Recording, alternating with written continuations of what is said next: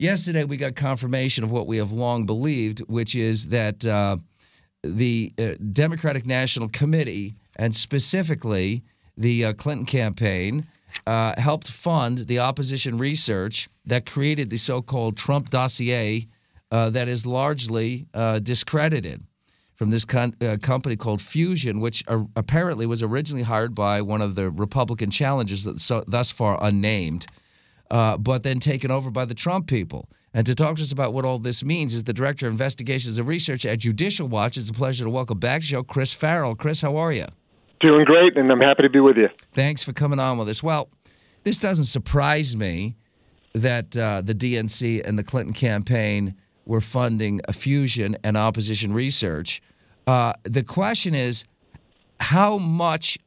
where does this investigation into so-called Russian collusion go? Because there are certainly a lot of us out here have always believed that the Clinton Foundation taking millions and millions of dollars from Russian interests and the exchange of the uranium fields is certainly something, it's the accusations of pay-to-play related to the Clinton Foundation. And I've always believed that that's what the scrubbed email server, that's what the private email server was about. And I've always felt the Clinton Foundation, while it had the patina of charitable works cast over it, what it really was basically a censure for the Clinton political machine, with people like Sidney Blumenthal on the payroll of a 501c3 writing position papers on policy while Mrs. Clinton was Secretary of State.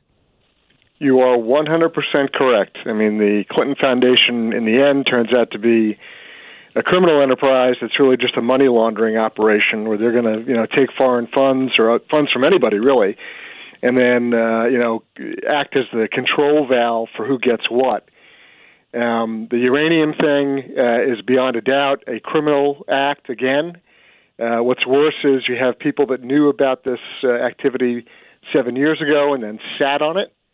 And with respect to Fusion GPS, look, this is not opposition research. That's finding out your opponent's record and their statements and their, associations.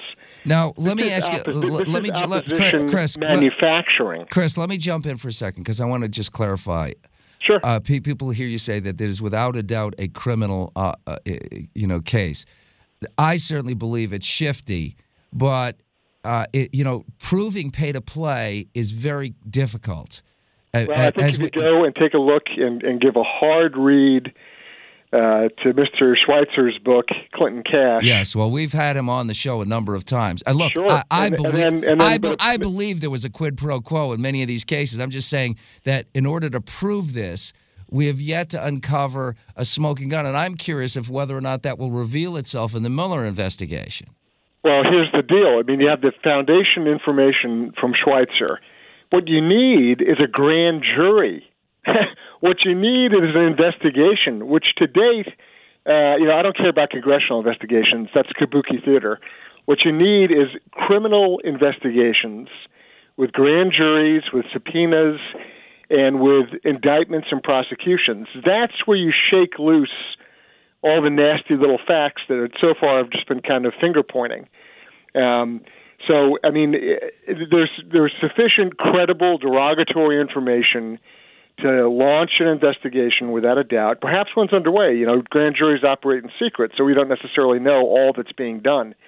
But the foundation is there. I mean, there's no, in the sense of like the basis of fact, not the Clinton Foundation. So, that's why I say there's little to no doubt about it. Just what's publicly available is already creepy. But I think the important thing to look at when it comes to Fusion GPS and foreign contact has to do with the fact that they were not involved in opposition research. They were involved in opposition manufacturing, right? They were creating stuff out of nothing, and they were doing it with foreign persons, whether that is Mr. Steele out of MI6, whether it was in some degree or another contacts in Russia. There are foreign policy sort of components to this question that so far have been completely unaddressed. We're talking with Chris Farrell from Judicial Watch, judicialwatch.org. How do we know that the stuff that Christopher Steele, who was the British intelligence officer who was behind the dossier. How do we know that the stuff was manufactured?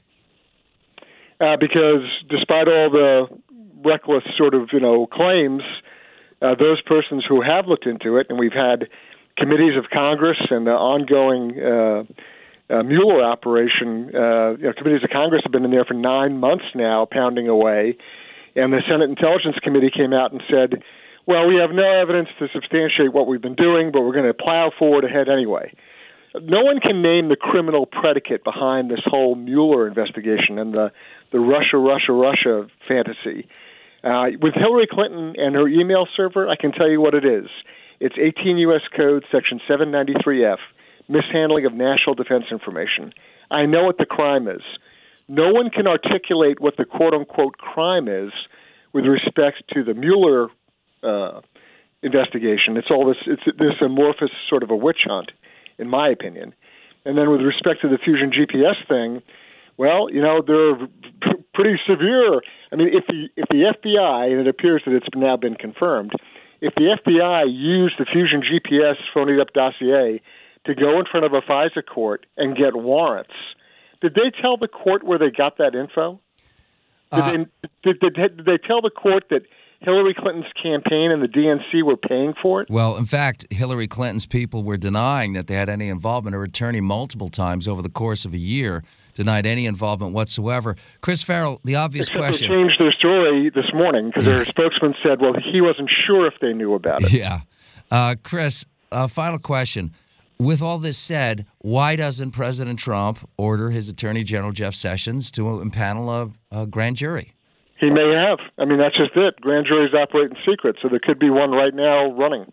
All right. Hey, listen, this is a to-be-continued story, undoubtedly. Thanks for being with us. Appreciate it. Thanks very much. Okay, judicialwatch.org. Okay.